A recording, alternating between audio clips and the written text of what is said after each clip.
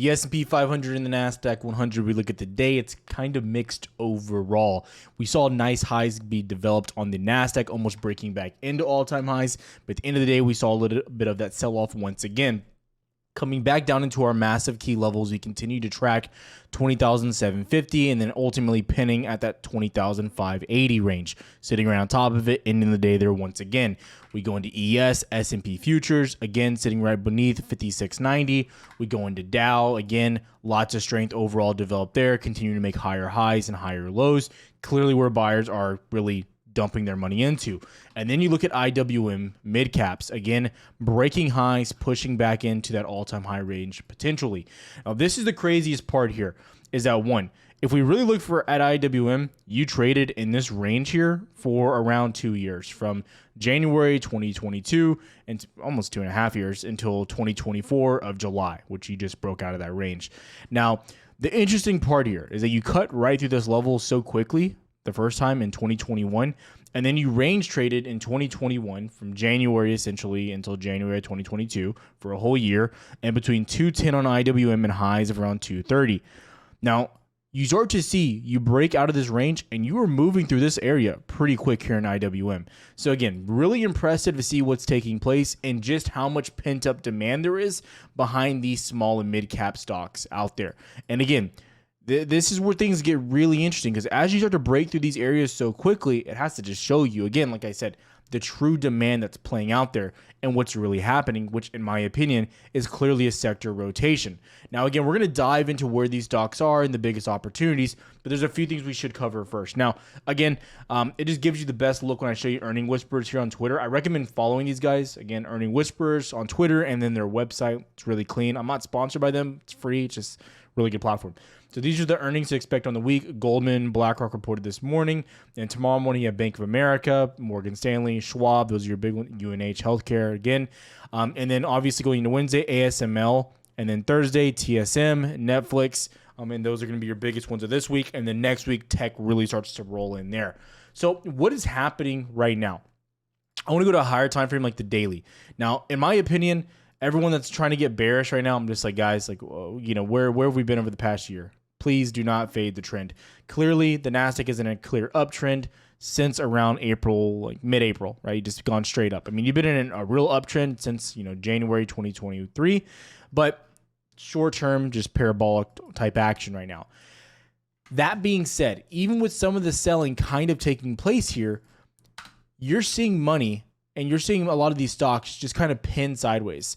But where things really get interesting is when we take a deeper look, again, like at things like XLK. Because again, XLK went on a monster run here in June and July, and now you're kind of just sitting on top of previous all-time highs here on XLK. Again, very important to understand. XLK is names like Apple, Google, tech-heavy names, right? You go to SMH, semiconductors, again, trending and sitting near, not above, but sitting near previous all-time highs, okay? Now, why is that important? Because we look at the names that have been carrying us over the past year and a half, basically, and it's been names like NVIDIA, names like Microsoft. It's been names like Apple, right, which is really carrying us right now too. But again, Google, Amazon. And the point here is that these names aren't even like bearish when they're pulling us back. But the craziest part here is that Nasdaq is still finding buyers despite these names pulling back, right? It's still finding buyers. Okay, so again, it's been this same narrative that I keep trying to really drill, right? Is whenever you're able to have consolidation on your strongest names and the rest of the market play catch up, such as the Dow, and a big name again, the Dow, the giant pennant you're breaking out of right now. And again, XLF banks breaking out because of what's happening with rate cuts, et cetera, what we're expecting. Again, this is when you get your biggest and best runs. And right now, again, I'm going to be very clear before I go into anything else. Is like, again, you're setting up for really good potential opportunity. And a lot of the mid caps I'm going to mention today, right? And I'm not going to go over too many, but the ones that I like, again, those are setting up and you're already getting great movement overall. Okay, so very important that we understand what's happening here. I don't think that tech is bearish. I think that you're just consolidating, right? You've ran so much, you're sitting sideways, you're getting a sector rotation. Other names are getting breakouts like XLF, other sectors that haven't broken out in a while, XLE, Energy breaking back out as well. Go look at Exxon, almost pushing local highs again of 116. Everyone's panicking here. Again, right? You're getting love in other sectors except, and again, it was like people were mad when this was happening before, that tech and semiconductors were going straight up. Well, now the people that are bearish are like, oh, well, now tech it's a bubble, it's popping. I'm like, guys, what are we talking about? Now you're getting the rest of the market playing catch up and you're mad, right? So again, we have a lot to unpack here. Also, too, guys, I recommend that you follow on Twitter, Tyler Wilson 119. The link is down below. Again, I post all throughout the day what I'm looking at on Twitter, different updates. And one of the big updates today was on Upstart, which we'll go into a little bit more here in a second. But again, that's what we're looking at right now. All the free content, check it out. So let's get ready. Let's start jumping into some of these options and what we're looking at. Again, I don't have too much to go over when I'm talking about DXY and yields today. Again, you can see DXY getting ready to break down, just sitting sideways right now. 30-year yields, etc. Doesn't look that, coming back into 200, I think it's going to reject back down, okay? So that's what we're looking at there. Now, before we go into the options and stocks that we're liking, number one, we had Powell talking on the day. And I could go on a laundry list of what Powell said. You can go to Twitter, go to First Squawk on Twitter, or just Google Powell's meeting today and there's an interview. But in my opinion, it was a pretty bullish comments across the board.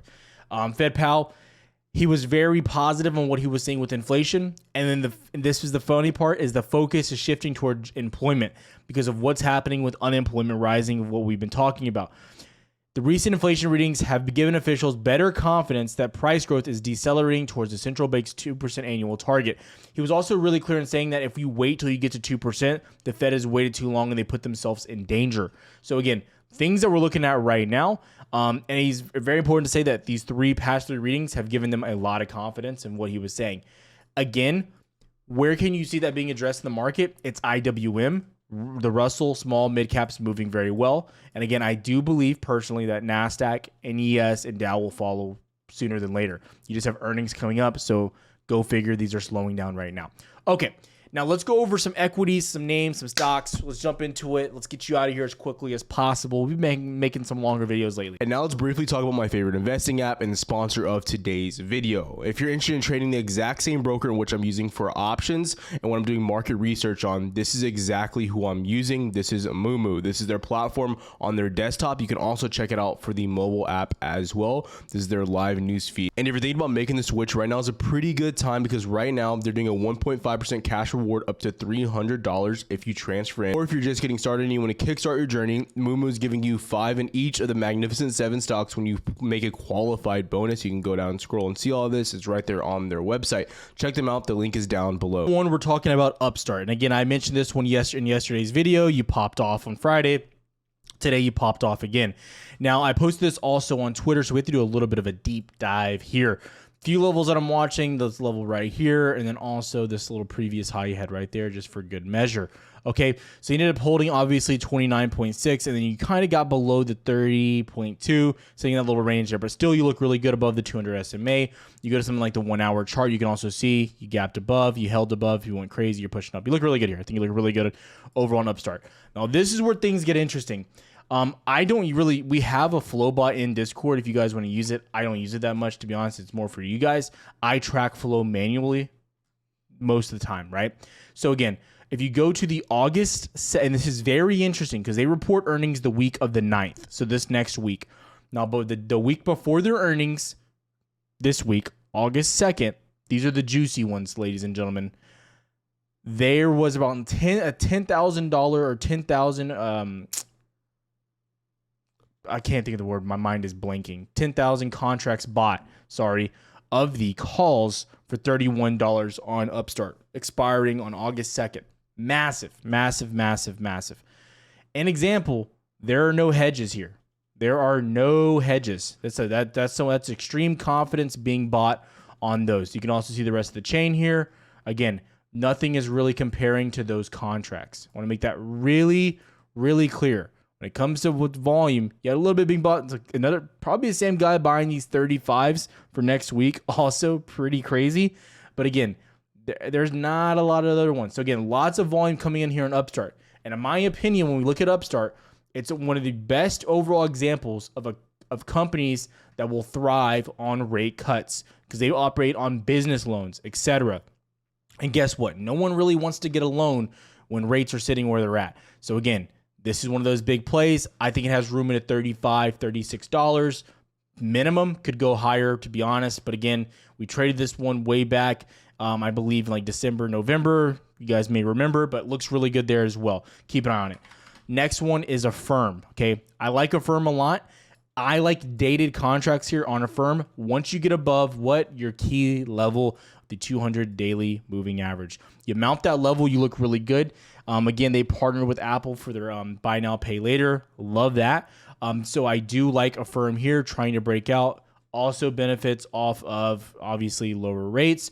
But again, it's more buy now, pay later is different than Upstart, so definitely worth mentioning. But it has room to $41. What I'd be looking at. Again, you go to the chain here on Affirm, not that expensive. And I'm trying to go over some mid caps because I know you guys want to know that information and things that I like there. I like more dated positions, something like October. Again, not that expensive. You can even go at the money. Go towards January. I still think those are pretty affordable. The 40s, very affordable. Again, different examples. They moved decent on the day, but I think they have a lot. These haven't even started. Above the 200 SMA, these could explode. So make sure you're watching these. I also want people to be very aware, guys, about what you're trading too, because I don't want people to be like, well, Tyler, you told me to trade this. No, I'm showing you different examples of what I like in small mid caps. I prefer to stay with large caps. I feel safer. That's more my style. But I do want to demonstrate some of these different areas. But all mid caps and small caps are way riskier. A good example here is what's happening with ELF, right? I like ELF a lot. It's really strong. I do think it's going to break out. But again, cup and handle type formation up here. But today you fell down near 195. SD Lauder and then also Ulta dipped on the day too. I still love those companies, but this is the danger with mid cap is you can just drop like a rock. A name like Ulta is going to hold up much better. That's the best example. Although if ELF breaks 222 and gets the confirmed breakout of what you really want to see, well, guess what? This thing's probably running to 250 in a hurry. Like Ulta's not going to run 10% in a day most of the time. ELF can do a 10 to 20% day easy. It's done it before. So things to be considering. I want to be transparent and biased with you guys as well. But I still like ELF. Interesting. But again, above 222 is where you get your confirmation. Understand that. I like Reddit a lot as well. I don't know if this would even be considered a Russell name. I'm going to let you know. But it's just one of the cheaper names I'm liking. Amount above 75 this thing can run. I like it a lot. I think this could start running towards $90, $100. Keep it in your watch list. Looks really good. Some of my favorite names overall right now. SMCI is a Russell name, but it got added to the Nasdaq or the S&P 500, so that will be happening soon. But it pushed into like 966, came back down. Anyone that's trading SMCI, understand this. Once semiconductors bounce and have confirmation, SMCI will rock it. I'm just going to let you know that, make that really clear. Understand, that's my viewpoint there. So what I'm looking at broad markets on these smaller names, smaller caps. I might have missed one. I'll come back later if I remember, but that's what I'm looking at right now. Okay, now again, Nasdaq, it's very important that you understand what's happening here. You are ranging on Nasdaq and Qs, and specifically Nasdaq and Qs. Okay, so you're not getting great continuation. But what you are setting up for is more swing trades, longer dated positions. I keep saying that. This is your best position you're going to get into.